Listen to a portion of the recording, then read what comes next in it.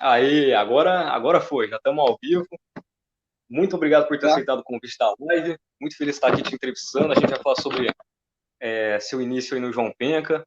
Vai ser bem bacana. Então, já quero saber como está indo o seu isolamento aí, Sérgio.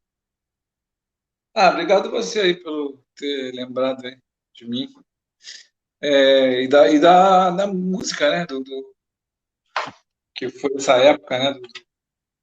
Uma, Isso, como é que eu vou dizer? Uma fase do rock brasileiro. Né? Não é a primeira fase, né? Mas é uma fase pois é, assim, da, o começo dos da anos 80, indústria, né? indústria cultural. Pô, eu acho que eu não peguei, cara. Não senti nada de Assim, tudo sintoma aí tranquilo pra você. onde eu moro aqui, pô, tem uma praça aqui muito popular e é jogo, todo mundo, é uma maluquice total, cara. Eu fico fugindo, não tem como ficar mais de um ano trancado em casa. Eu Sim, fico verdade. andando pelo meio da rua, tem cachorro, tem que sair com cachorro. Tem a filha, segurar uma filha de 18 anos em casa, então ela às vezes dorme na minha cama, eu troco de roupa, troco a roupa toda, não sei o que. Até agora acho que dei sorte. Mas eu não sei. Imagina gente que trabalha assim. E eu não. Eu toco em orquestra, né? Há muitos anos, Isso. desde aquela época. Desde aquela época. E aí parou tudo, vai fazer um ano. Dia, dia 13 seja, uma sexta-feira 13 foi exatamente 2 horas antes do concerto, uma solista internacional que veio. 2 horas antes do concerto foi cancelado, eu me lembro exatamente. 13 de março. Então, mas eu imagino como é as pessoas que dependem, né, que vivem de aglomeração, porque não tem como. A música é para unir as pessoas, né? Seja Sim. para escutar, seja para dançar, seja para até com música ambiente, é um problema. É, ainda mais com esse governo que está aí, que maluco aí, que não está nem aí para nada, acho Pois é. complicado aí. O ritmo que está aí de tartaruga, ritmo de carnaval para chegar essas vacinas aí, negócio, eu não sei, não sei, não arrisco dizer o que pode acontecer.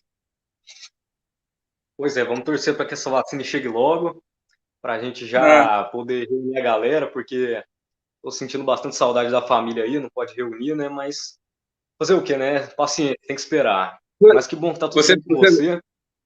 você pegou Oi? o Covid? Você pegou Não, o Covid? graças a Deus, tudo tranquilo. Não aconteceu nada não, É. foi tudo certo.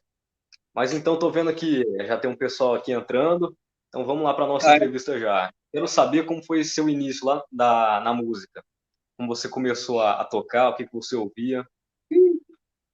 é.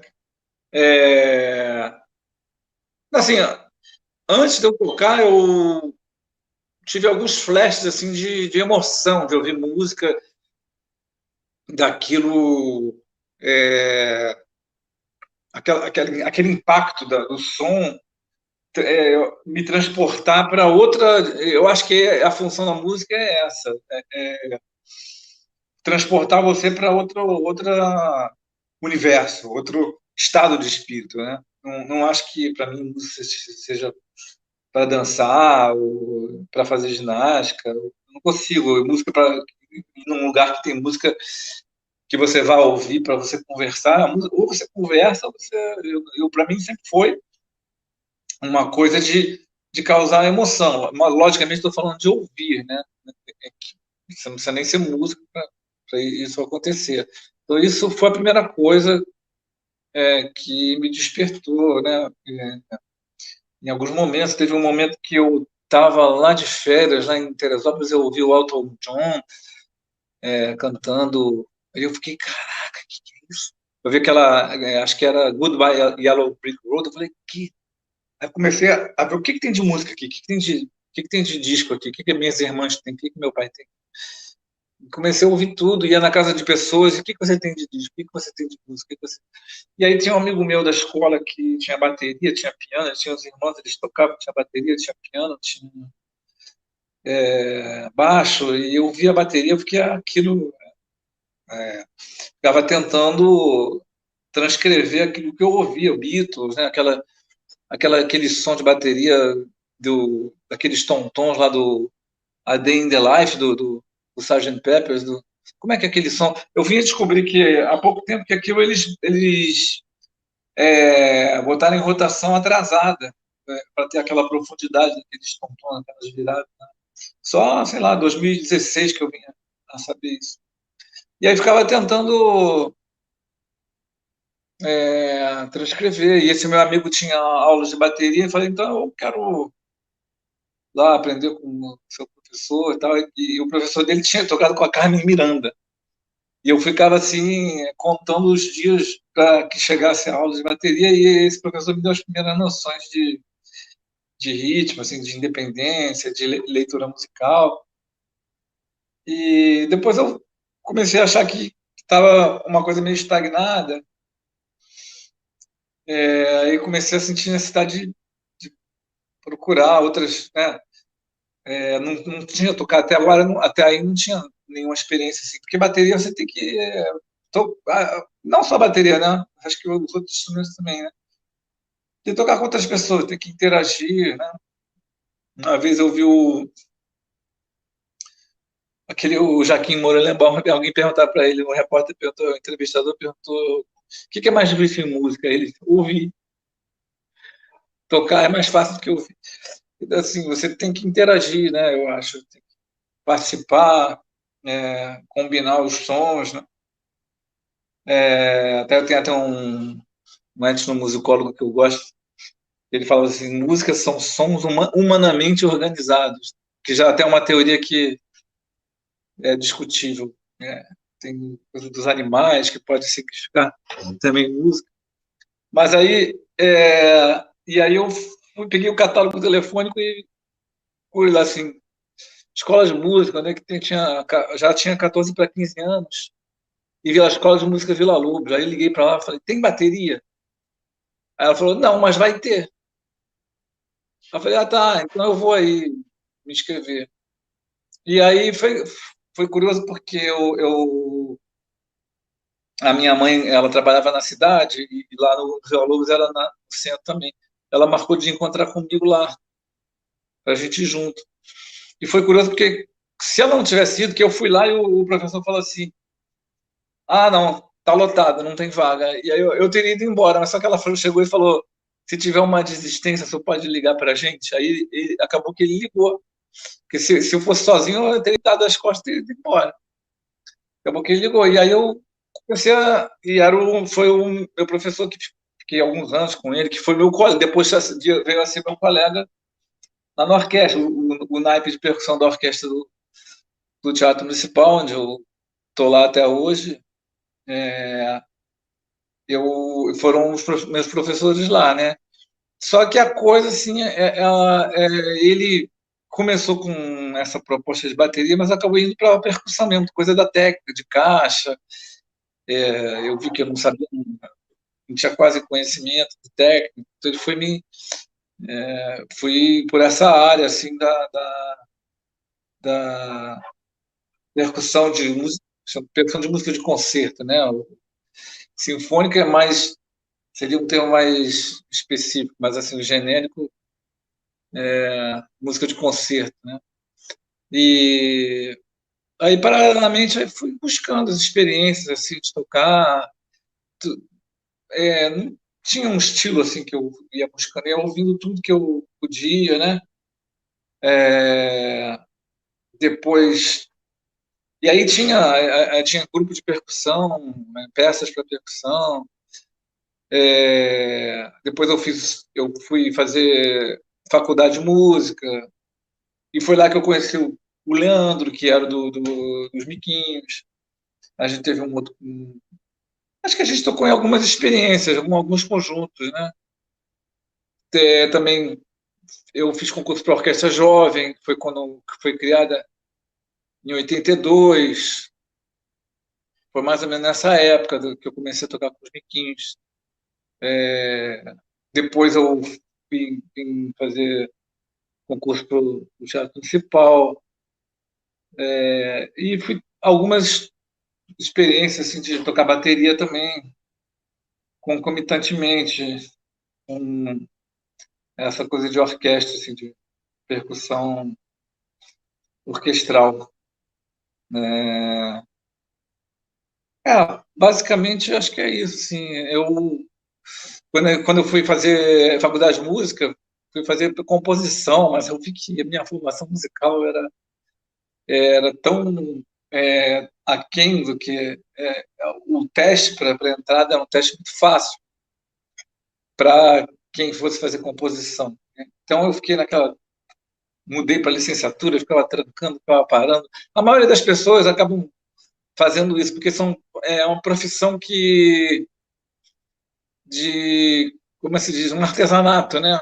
Um artesanato musical que você não precisa do diploma para trabalhar, né? Você vai fazendo antes de. Você não é que nem médico, né? Você tem que ter o diploma para você. Imagina, você vai fazer uma prova para o Ringo Starr, né? Na ordem dos músicos, né? Ou vai fazer uma prova de desenho. Eu acho isso. O próprio mercado te leva vai te abrir ou fechar portas, depende das relações, depende do fator competência e do fator político seu, de como você vai se relacionar com as pessoas, né?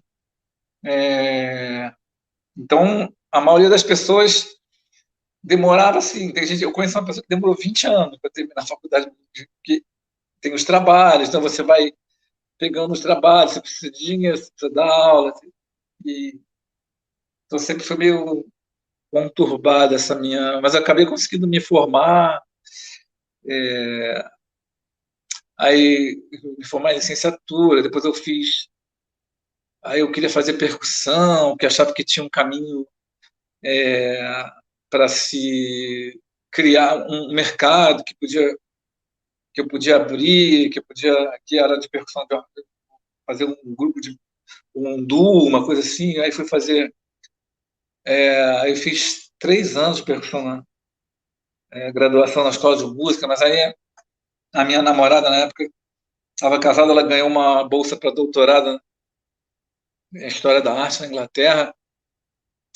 Aí eu fui fazer o mestrado lá na cidade dela, que ela foi estudar em Essex.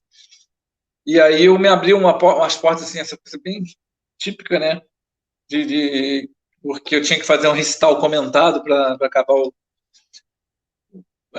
curso. E aí eu falei, pô, encontrei com o Ney Rosauro, que é assim, tipo, o nome mais representativo da percussão brasileira, assim, de orquestra, não é de orquestra, mas de solos, né? De concerto. E ele falou, eu falei para mim, não sei o que eu faço com esse negócio aí, essa última fase aí do mestrado, o que eu falo, o que eu faço a dissertação sobre. Ele falou, acho que tem que fazer uma coisa brasileira. Eu falei, porra, tá aí. Eu moro no Rio, cara, é bateria de escola de samba, cara.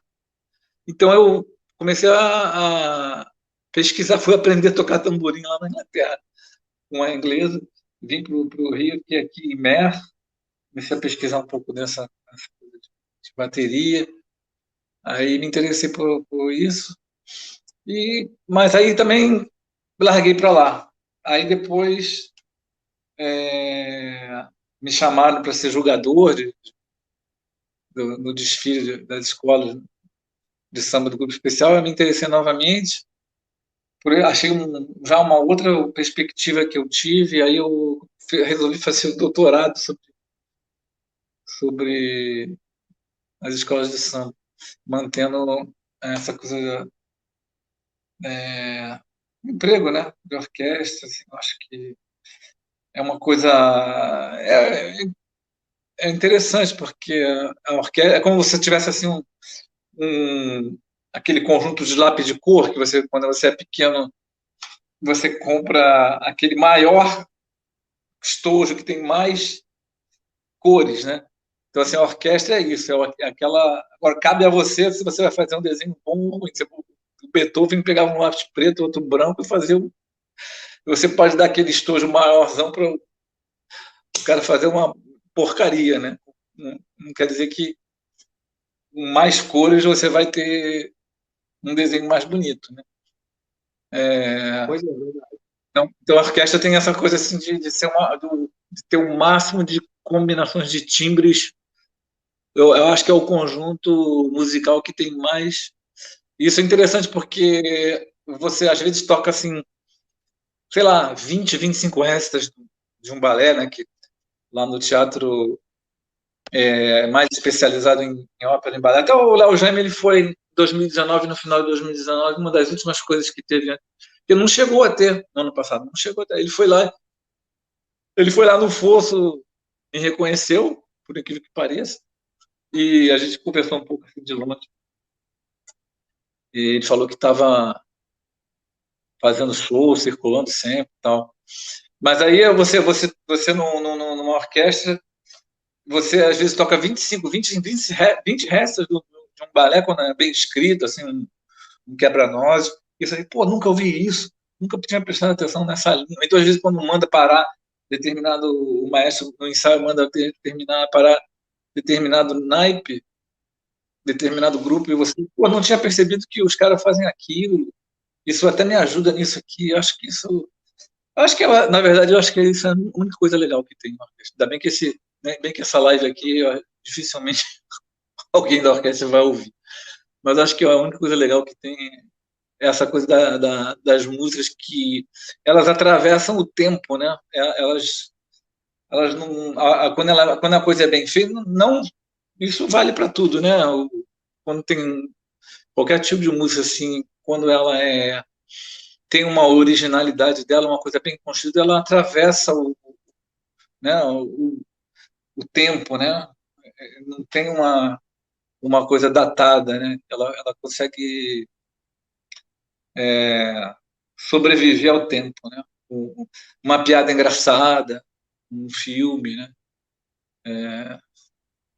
Eu não saberia dizer quais são as características que fazem essa sobrevivência aí do tempo. Como você disse aí, você conheceu o Leandro na faculdade, e essa próxima Ah, pergunta foi. que quem fez foi o Bruno, lá de Vitória, Espírito Santo, ele é administrador da página do fã-clube do João Penca, né? Inclusive, quem quiser acessar lá essa página é JPMA_73. Essa página explora bastante sobre o começo dos miquinhos, é bem legal. Ele perguntou Eu ia até como foi sua entrada ah, na banda, que ano que foi, como você conheceu a galera. não, eu ia até te perguntar isso, né? Que você está fazendo essa live, se era alguma coisa assim. Eu achei que era um. É que você falou que tinha. Eu não sei se eu posso dizer a sua idade aqui, mas você falou que era novo e falei, pô, será que é algum trabalho acadêmico? Será que era um TCC? Será que.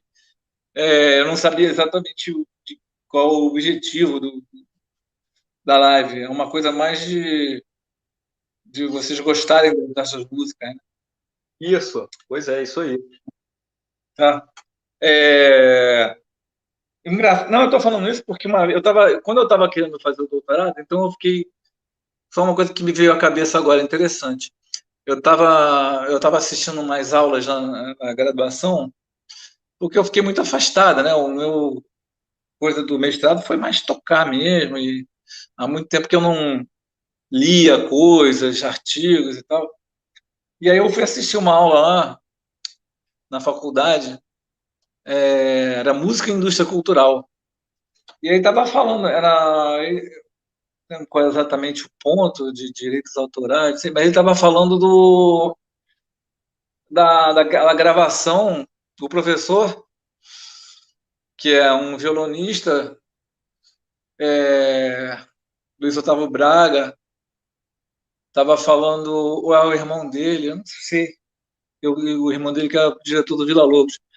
E aí ele estava falando assim, não, porque teve aquela música do Sec, Thelma, Eu Não Sou Gay. Eu falei, não, não, não foi não, foi os Miquinhos, foi eu que gravei. Aí todo mundo ficou assim, oh. Eu falei, não, eu sei, porque a música que eu gravei essa música no estúdio. E não era o Eduardo Sec.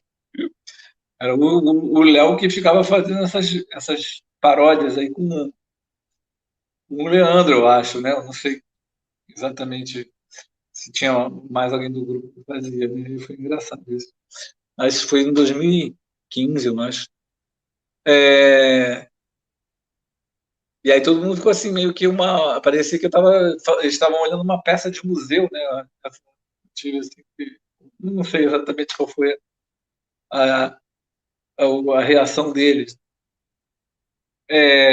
Eu comecei porque eu tive alguns conjuntos com o Leandro, né? E tinha um conjunto que a gente tinha, que o Léo apareceu nesse. Era um conjunto que tinha. A gente tocava no. Tinha um bar ali no bairro de Botafogo, você é de Minas, né? Não sei se você conhece.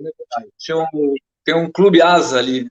Ainda existe. Tinha um bar ali que Emoções Baratas, que a gente chamava de Emoções Babacas. É, e tinha um conjunto que tinha o Léo e tinha. é, Até chamei esse amigo meu para tocar teclado, o Fábio, que tocou depois também algumas vezes nos miquinhos. É, Tinha o Leandro, o Léo Jane, tinha essa menina, aquela que era da Blitz, antes dela, claro, né? Só da Blitz. Ela também fazia parte. Foi a partir daí, eu acho. Eu não sei se foi quem me chamou para tocar nos biquínis foi o Leandro ou se foi o Léo, eu não me lembro mais. Foi uma coisa assim por aí, por esse caminho. Isso foi em que ano? Acho que isso foi em 81. Eu fiquei um ano e meio, mais ou menos, no grupo. Eu não tenho essa. É que eu dei uma olhada nessas lives que você fez aí. Eu não tinha essa história de infância e convivência. Eu entrei mais ou menos nessa. Fiquei esse tempo, mais ou menos. Você se lembra qual foi o primeiro ensaio com o pessoal do João Penca? Primeiro o quê? Primeiro O show? primeiro ensaio com a banda? Ensaio? Isso. Eu não sei, eu acho que era num. Se eu me lembro, foi num estúdio que tinha. Eu sei que tinha um estúdio lá em Botafogo, que eu acho que não existe mais, Toque Studios. Foi um é, dos primeiros ensaios que teve. E eu não me lembro qual foi o primeiro show, se qual foi o primeiro, se teve alguma apresentação menor, porque às vezes tinha muito isso, né, de você dividir shows com outros conjuntos. Não lembro se foi alguma coisa assim de. Eu me lembro que um dos primeiros shows foi no Circo Voador, que já era na Lapa. Quando você entrou, o Léo já estava na banda, né? Tava. Deixar um comentário aqui na nossa live. Aqui, ó. Olá, prazer em te ver, Naidinho. É o Guilherme, tá assistindo a gente aí, Guilherme Raligali. Tá vendo nossa Ah, live aí hoje. eu me lembro, o Esse Guilherme. Um abraço aí, Guilherme. Me lembro que eu tinha um amigo é meu que viu, tinha um amigo meu que tocava comigo, tocava baixo. E ele falou, pô, o guitarrista aquele guitarrista do Deep Purple, o Rich Blackmore, toca tão bem, parece ele e tal. E eu gostava muito dos solos do Rich, né? Sim, grande Guilherme Raligali tá assistindo a gente aí. Abraço aí, Guilherme. A gente já fez uma live aí, tá no meu canal para quem quiser assistir. Mas qual que era seu equipamento na época? Qual bateria você usava? E eu tinha uma brasileira, acho que nem existe mais essa marca, Pinguim. Tinha uma bateria Pinguim que eles faziam uma maluquice, né? Eles botavam dois tom-toms do mesmo tamanho. Então você tinha que se virar para. Porque os tambores, quando eles são de tamanho diferente, eles dão naturalmente uma diferença de timbre, de grave e agudo natural. Mas se bota eles do mesmo tamanho, você tem que se virar mais para dar a diferença, né? De afinação, né? Fazer um tambor assim meio era meio assim grosseiro, né? O acabamento, né? Ele encostava muito na pele a parte de, que encosta, a da madeira, né? Ela tem que ser um contato menor para poder vibrar mais. Mas era o que tinha na época, né? Eu fiquei durante Sim, muito sim. tempo nessa bateria. Aí tinha Acho que que eu já você. ouvi Aí falar tinha, nessa marca. hã? Acho que eu já ouvi falar É, nessa marca Pinguim. tinha. Aí tinha aquelas pessoas que faziam, davam melhores, aí que você levava para que normalmente eram bateristas que sabiam fazer, tirar aquele acabamento, tipo um galalite que tinha, e eles faziam um tratamento, faziam essa parte de lixar para encostar menos, para ter menos contato, davam uma incrementada lá, para ter menos contato com a pele, tal. Tudo isso eu fiz. Um bom tempo até que eu conseguisse comprar uma. Eu me lembro que essa bateria, o meu plano, eu tinha exatamente nessa época que eu frequentava essa casa desse meu amigo. Eu falei, como é que eu vou fazer para comprar essa bateria, né? E a gente era judeu, aí tinha aquela coisa de fazer o bar mitzvah com 13 anos. Então, eu falei assim, eu vou fazer, que era a época que você ganhava o dinheiro dos parentes, né, de presente, a maioria. Eu falei, eu vou fazer o seguinte, cara, eu tenho uma festa dessa lá em São Paulo, uma cerimônia dessa lá em São Paulo, eu vou com meus pais para lá, eu vou encomendar, eu vou pegar esse dinheiro e vou encomendar lá. Quando eu for lá, eu já vou comprar lá. Foi isso que eu fiz. Eu comprei essa bateria Pinguim no dinheiro que tinha. E para você importar um negócio é uma fortuna, né? E hoje em dia eu não sei. Deve estar, né? Com $1, o preço que está também. Pois é, hoje em dia também é complicado. Tem um negócio de taxa, é bem complicado ainda hoje em dia. Mas uma coisa que eu queria te perguntar, você se lembra do show que o pessoal conheceu do SEC? Pois é, eu até ouvi aí, eu não me lembro exatamente como foi isso. Falaram que foi naquele show da Urca, né? Eu estava lá, mas eu não sabia que foi isso, né? Que ele estava lá. Eu não Parece que o estava Cazuza, sabendo. ele fez esse show, né, com vocês, né? Não, eu me lembro do Cazuza num show que teve lá, lá em Santa Teresa, mais ou menos nessa época aí. Eu não me lembro desse show se ele estava nesse show da Urca. Da gravação do Cantando do Banheiro. O que que tem? Eu lembro.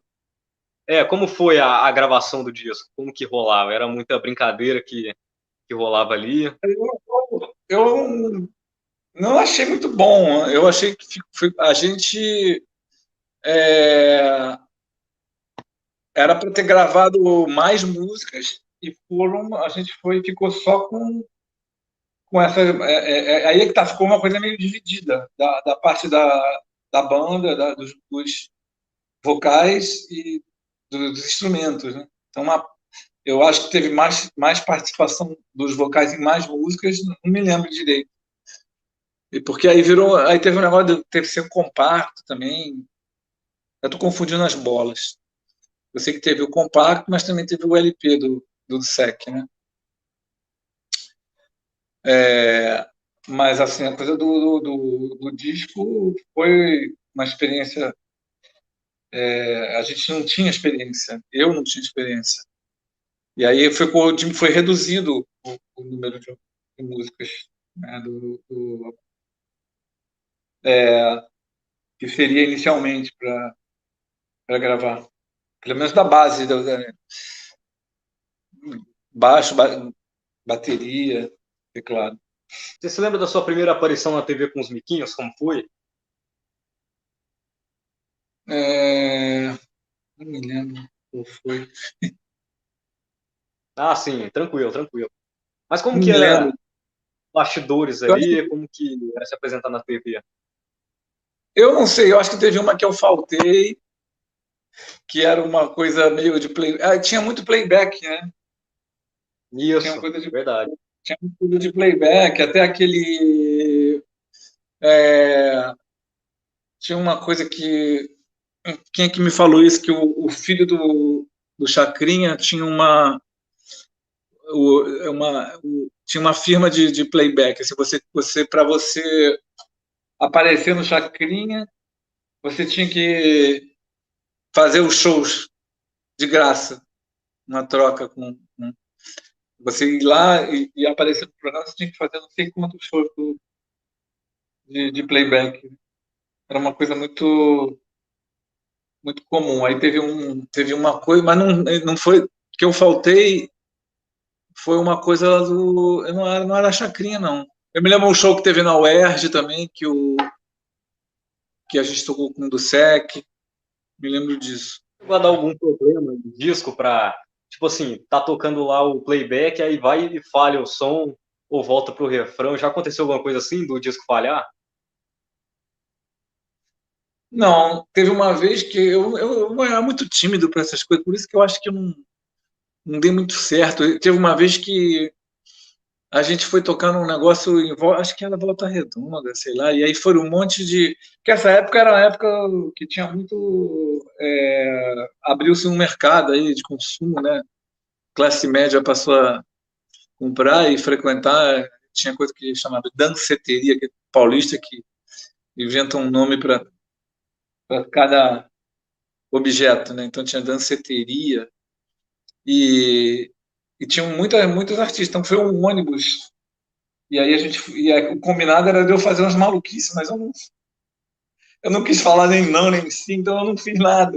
E as pessoas ficaram olhando para mim, era para eu sair da bateria e fazer alguma coisa, sem ensaio, sem nada. Falei, cara. Aí eu não fiz No, nada.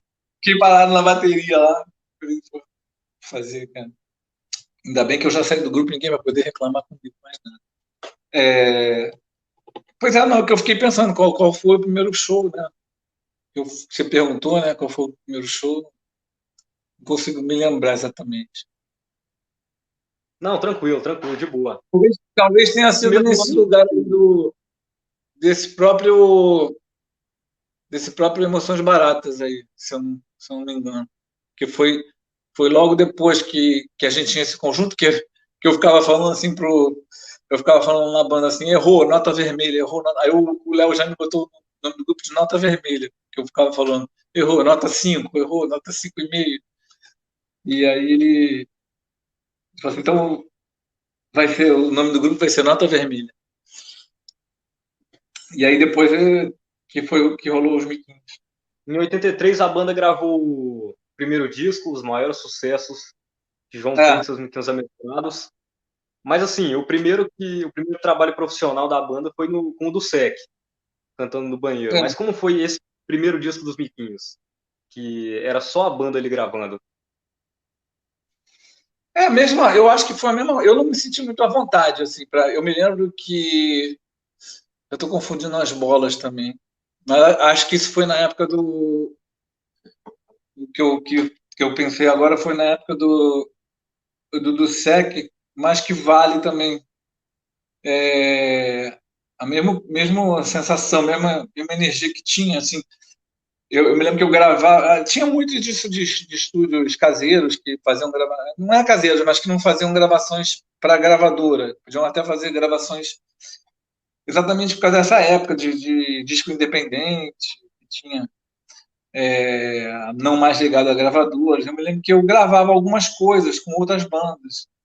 E aí algum amigo meu falou assim, pô, é, a gente vê que você está tocando ali uma coisa à vontade, e esse meu amigo era baterista, Sérgio também.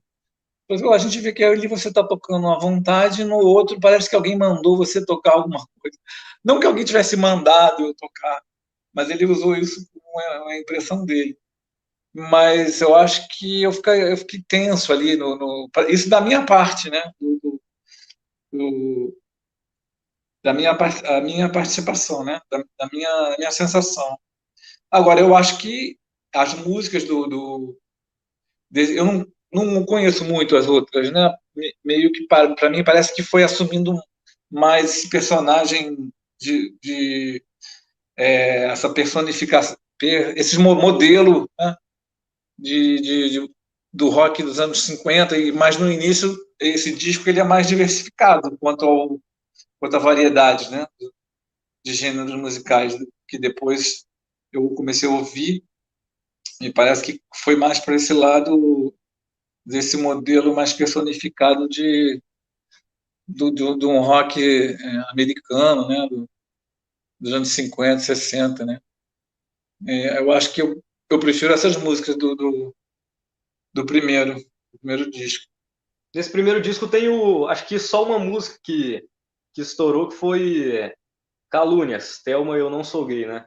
Mas essa música foi vazada pro disco do Ney, né? Ah, é? Nem Sim, sei. parece que. Você não sabia disso? Que a música saiu no disco do Ney, aí Mas parece é, que o disco do agora Ney ganhou o disco de ouro e o do João Penca só vendeu 3.000 cópias. eu ouvi isso aí, eu nem sabia, né? Eu sabia porque na época eu tocava no rádio, né? Com ele cantando e a gente tocando. E o que que você acha desse primeiro disco? Que nota você dá para ele? O que que você acha do som, das músicas? Aquilo foi uma está circunscrito a um período, uma época. Eu ouvi com o ouvido de hoje é complicado, diferente do ouvir com o ouvido daquela época, entendeu?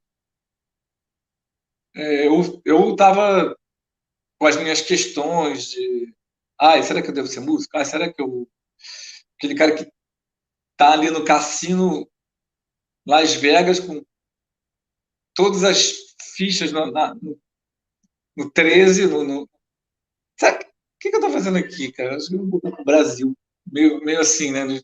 Será que eu devo ser. Essas coisas acabaram me atrapalhando. Então é meio difícil pensar, e ficou com essa coisa na minha cabeça. Então, para eu pensar o som, eu acho que em termos de originalidade, criação, eu, sei lá, daria uns 8, mas em termos de. Eu sou muito crítico em relação à minha performance. Então, e às vezes eu ficava ouvindo já anos depois, eu ficava assim, isso aqui eu tocaria de outra maneira, isso aqui eu não faria nada disso. Às vezes ouvindo. Porque a música popular é muito isso, né?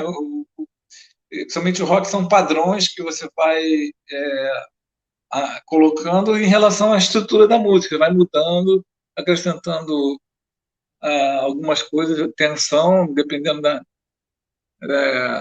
do que a música, da parte em relação à estrutura da música, vai fazer um clima aqui, uma mudança, e vai colocando certas.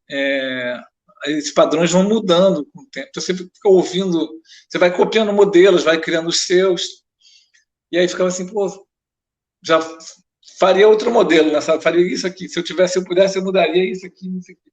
Eu não sei se isso acontece com todo mundo, né? Então, não sei, em relação a. Ai, não sei, em relação à minha participação no disco, eu daria uns 6, 7. O disco, eu acho que tem. Eu gosto de bastante coisa ali.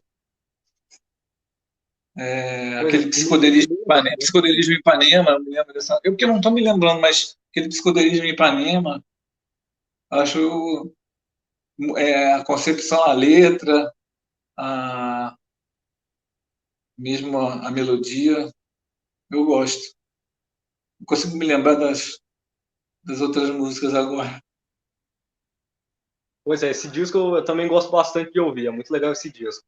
E nesse mesmo ano de 83 teve a morte do Cláudio, foi dia 1º de dezembro, e também teve a saída de alguns integrantes, o Guilherme saiu, o Maurício saiu, e com tudo isso que aconteceu, você deu uma desanimada, você queria sair? Não, o negócio do Cláudio foi um negócio. Pô, eu me lembro que a gente tinha marcado, tinha essa coisa, ele até falou aí na live, né? E isso foi isso mesmo, a gente tinha temporada no Teatro Alasca e não conseguimos continuar ali a temporada, né? Teve que interromper. E aí mudou o baixista, entrou o Marcelo, depois toquei algumas outras, o Marcelo Corrêa, toquei em algumas coisas, outras coisas com ele também. É,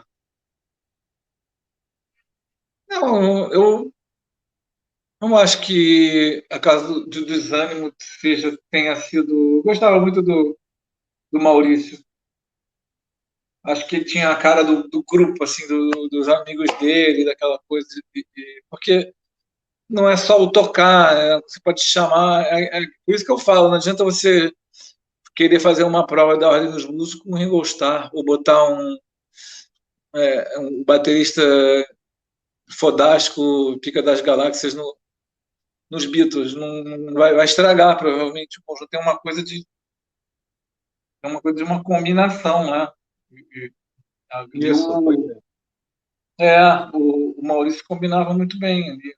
Não que o Marcelo não desse conta, mas ali tem uma, não sei se essa palavra é lugar comum química, mas tem uma combinação lá deles. Você chegou a gravar Também um compacto na banda, de 84? não, foi só isso aí esse mesmo do maior E como foi sucesso. isso? O maior sucesso do John Penn e seus Miquinhos Amestrados, o primeiro disco verde, né? Mas como foi sua saída da banda? O que rolou? É, essa pergunta. Eu acho que foi isso mesmo, essas minhas. Não teve nenhuma briga, foi uma coisa mesmo minha de eu ficar com as minhas inseguranças, minhas maluquices. Já tinha passado por esse concurso, eu tinha feito o curso para orquestra jovem na época. Sim, sim. Eu lembro que uma vez teve um negócio que foi horrível. Tinha uma temporada, tomara que ninguém ouça aqui da orquestra. Mas também já não sou mais da jovem, mas eu tinha uma temporada, a gente tinha uma temporada no aquele teatro Sidney Miller, na Funarte. E tinha uma coisa da orquestra, né, para tocar Juiz de Fora, Ouro Preto, acho que era Ouro Preto.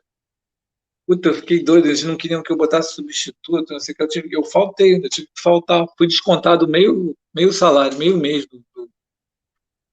E aí acabou o show no último dia, era sábado, então acabou o show no sábado, eu tinha o último concerto domingo, fui lá virado de noite para tocar o concerto de manhã no, fazer o concerto lá em Ouro Preto, domingo de manhã. E aí, eu quero, não sei se queria fazer composição, se tinha que mudar, o que eu queria ser. Casava, comprava uma bicicleta. Eu acho que tudo isso me atrapalhou a, o foco na, de tocar. Não era alguma coisa com os miquinhos, eu acho. Era uma coisa de tocar bateria. Será que eu quero ser baterista profissional? Acho que isso que rolou. Depois da sua saída, o que você da discografia dos Miquinhos? O Ok My Gay, o Sucesso Inconsciente, Além da Alienação, 100 anos de rock and roll. Você chegou a ouvir esse disco? De vez em quando, uma coisa que tocava no rádio, assim. Essa do Banana, não tinha uma que era Como Gosta um de macaco, eu Banana? gosto de banana. É, é. Que eu ouvi, me falaram, não sei se foi o Leandro, quem é que me falou que ele ouviu essa música cantada em português de Portugal e falou, não, a gente tem que fazer essa música. Aí Eu foi lá lembro, no, eu foi lá lembro. no Morro, nesse que era aí, que foi lá, não, a gente tem que pegar essa. Mas depois eu não ouvi mais, assim, não me lembro. Parece que teve um filme, né, também que eles participaram. Isso, acho que é o Rock Estrela do Léo Jaime. Se É, eu não me engano, é esse filme que eles participaram. Pois é. Mas hoje em dia você está na Orquestra Sinfônica Brasileira. E fala pra gente um pouco sobre esse não, trabalho. eu toco na orquestra do Municipal e tem uma orquestra da UF também, da Universidade Federal Fluminense, que também eu toco. É, eu acho que tem que, para mim, quanto mais experiências musicais você tiver, de diferentes estilos, melhor, né? Você participar, eu toquei pandeiro em grupo de choro, toquei na noite, eu acho que tudo soma. Tocar bossa nova, que já é você tocar o rock, funk é uma coisa assim de mais é menos denso, né? Não tem, não tem umas levadas tão densas quanto o samba. Então é outra praia, você poder ter várias experiências. Eu tenho um grupo que eu também toco, que é com as bicicletas, a gente bota as instrumentos nas bicicletas, ciclofônica. De vez em quando a gente toca. A gente tem que melhorar, esperar melhorar as coisas com esse governo aí e essa pandemia aí também para a, a cultura ter mais espaço, né? Mas aí, atualmente, é mais orquestra mesmo que eu toco. Ô, Sérgio, mas muito obrigado mesmo por ter feito essa live comigo. Grande honra ter te Obrigado a você. recebido aqui no meu canal do YouTube. Fiquei muito feliz com essa entrevista. Espero que você tenha gostado aí. Agradeço a todo Gostei. mundo que entrou aqui. Muito obrigado mesmo. Um abraço. Valeu! Então, esse apelido é um amigo meu que ele também chegou a tocar com os miquinhos uma época, o Fábio, tocava teclado, toca ainda, né? E eu na época, mais ou menos assim, 1980, a gente teve vários conjuntos, inclusive aquele conjunto que teve com o Léo e a Fernandinha lá do Nota Vermelha, que eu falei na live, o Fábio tocava. E nessa época eu às vezes tinha mais aulas de bateria com o Nenê, que tocava com o Hermeto Pascoal. Eu tinha mais aulas com ele e ficava falando pro Fábio, eu fui na casa do Nenê, ele morava lá na Barra. E aí o Fábio falou assim, vou ter que chamar de Mimi, porque Nenê já tem o Nenê, então vou te chamar de Mimi. Aí as pessoas ouviram, acho que a gente ensaiou na casa do Fábio, não sei. Enfim, o Fábio chegou a tocar com os miquinhos, aí ficou essa coisa de Mimi.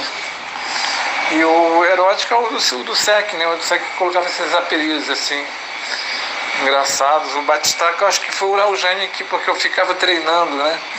Ficava treinando assim, sempre no mesmo ritmo, assim, não praticava. Ficava treinando, acho que talvez às vezes com metrônomo, uma coisa assim. E aí o Léo já me botou esse batistaca aí.